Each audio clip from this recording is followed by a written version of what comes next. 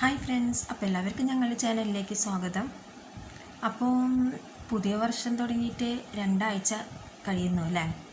അപ്പം പുതിയ വർഷത്തെ നിങ്ങൾ എങ്ങനെയാണ് വരവേറ്റത്? പടക്കം പൊട്ടിച്ചും അങ്ങനെ മധുരം കൈമാറിയുമൊക്കെ ആഘോഷിച്ചിട്ടുണ്ടാവും അല്ലേ? അപ്പോൾ ഇനി ഈ വർഷം ഒരു നല്ല പ്ലാനിങ്ങോട് കൂടിയിട്ട് മുന്നോട്ട് പോവുക, അതാണ് നമ്മൾ ചെയ്യേണ്ടത്. അങ്ങനെ തന്നെയായിരിക്കും എല്ലാവരും ചിന്തിച്ചിട്ടുണ്ടാവുക അല്ലേ? അതിൻ്റെ ഇടയിൽ ചിലപ്പോൾ നമുക്ക് നല്ലത് വരാം, ചീത്തത് വരാം, എല്ലാം വരാം. പക്ഷെ നമ്മളെല്ലാം നീ തരണം ചെയ്തിട്ട് വേണം മുന്നോട്ട് പോകാൻ വേണ്ടിയിട്ട് അല്ലേ? പിന്നെ കൊച്ചു കുട്ടികളോ, അവർ പരീക്ഷക്കാരാവാറായി അല്ലേ? പഠിക്കാൻ വേണ്ടിയിട്ട് തയ്യാറിലായിരിക്കും അല്ലേ? എൻ്റെ പ്രിയപ്പെട്ട കുട്ടികളെ, എനിക്ക് നിങ്ങളോട് പറയാനുള്ളത് എന്താണെന്ന് വെച്ച് കഴിഞ്ഞാൽ, നിങ്ങൾ പരീക്ഷയെ പേടിയോടുകൂടി കാണാതിരിക്കുക കേട്ടോ. പിന്നെ ഒത്തിരുന്ന് പഠിക്കേണ്ട ആവശ്യമൊന്നുമില്ല. നമ്മളൊരു ടൈം ടേബിൾ ഇട്ടിട്ട് ആ സമയത്ത് മാത്രം പഠിക്കുക. നിങ്ങൾക്ക് ടി വി കാണണമെങ്കിൽ കാണാം, കളിക്കാം, എല്ലാം ചെയ്യാം. ദിവസം ഒരു 1-2 മണിക്കൂർ ഇരുന്ന് പഠിച്ചാലും മതി. അതെ, പേരൻസ് ശ്രദ്ധിക്കേണ്ടത് തന്നെയാണ്. നമ്മുടെ കുട്ടികളൊരു ചിട്ടയോടുകൂടി വളരട്ടെ. അവർ കളിക്കേണ്ട സമയത്ത് കളിക്കട്ടെ, പഠിക്കേണ്ട സമയത്ത് പഠിക്കട്ടെ. പിന്നെ എനിക്ക് ഓരോ പേരൻസിനോടും പറയാനുള്ളത് എന്താണെന്ന് വെച്ച് കഴിഞ്ഞാൽ, നിങ്ങൾക്ക് നിങ്ങളുടെ കുട്ടിക്ക് നിങ്ങളൊരു ഫ്രണ്ടിനെ പോലെ ആയിരിക്കണം. കാരണം എന്തും തുറന്നു പറയാനുള്ള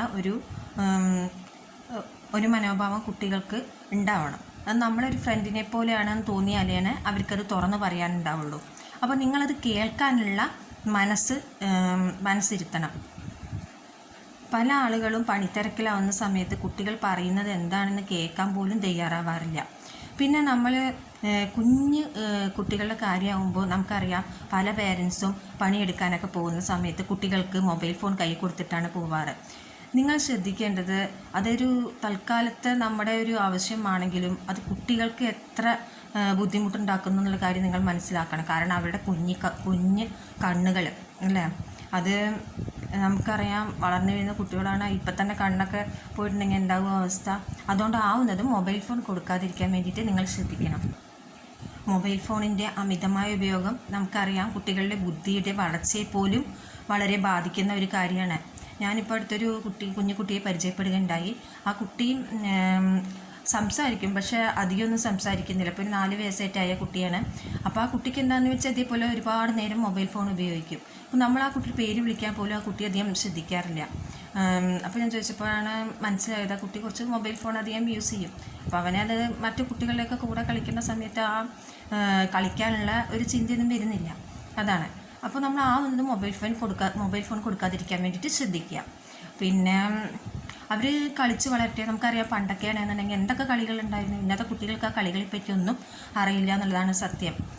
അപ്പം പരമാവധി കുട്ടികളെയൊക്കെ അംഗനവാടിയിലൊക്കെ കൊണ്ടുപോകാൻ വേണ്ടി ശ്രമിക്കണം. അപ്പോൾ കുഞ്ഞു കുട്ടികളാണെങ്കിൽ നിങ്ങൾക്ക് പേടിയുണ്ടാവും, അവിടെ പോയി കഴിഞ്ഞ് കഴിഞ്ഞാൽ അവർ നേരെ നോക്കില്ലേ ഇതെന്നൊക്കെ. അല്ല, അപ്പോൾ അംഗനവാടികൾ എന്നൊക്കെ പറഞ്ഞു കഴിഞ്ഞാൽ കുട്ടികളെ നോക്കാൻ വേണ്ടിയിട്ടുണ്ട്. അവർ വളരെയധികം ശ്രദ്ധയോട് കൂടിയിട്ട് തന്നെ കുട്ടികളെ നോക്കുന്നത്. അപ്പോൾ അവിടെ നിന്നാണെങ്കിൽ അവർക്ക് ശാരീരികമായും മാനസികമായും വളർച്ചയൊക്കെ ഉണ്ടാവും. മറ്റു കുട്ടികളുടെ കൂടെ കൂടിയിട്ട് അവർ കളിക്കും, അങ്ങനെ വളരും. അപ്പോൾ നിങ്ങൾ ഈ മൊബൈൽ ഫോണൊക്കെ കൊടുക്കുന്ന സമയത്ത് കുട്ടികളെ ഒരു 3.5 വയസ്സായി കഴിഞ്ഞാൽ 3 വയസ്സ് കഴിഞ്ഞ് കഴിഞ്ഞാൽ അംഗനവാടിയിൽ കൊണ്ടുപോകാൻ വേണ്ടിയിട്ട് ശ്രമിക്കുക. പിന്നെ കുട്ടികളുടെ കൂടെ പരമാവധി പേരൻസും കുറച്ച് നേരം സമയം ചെലവഴിക്കുക, അവരുടെ കൂടെ കളിക്കാൻ വേണ്ടിയിട്ടൊക്കെ ശ്രമിക്കുക. ഇങ്ങനെയൊക്കെയാണെങ്കിൽ നമ്മുടെ കുട്ടികൾ നന്നായി വളരും. അപ്പോൾ ഈ വർഷം എല്ലാവർക്കും നല്ലത് വരട്ടെ. അപ്പോൾ നല്ല രീതിയിൽ മുന്നോട്ട് പോവുക. എല്ലാ നല്ലതും വരട്ടെ എന്ന് ആശംസിക്കുന്നു. അപ്പോൾ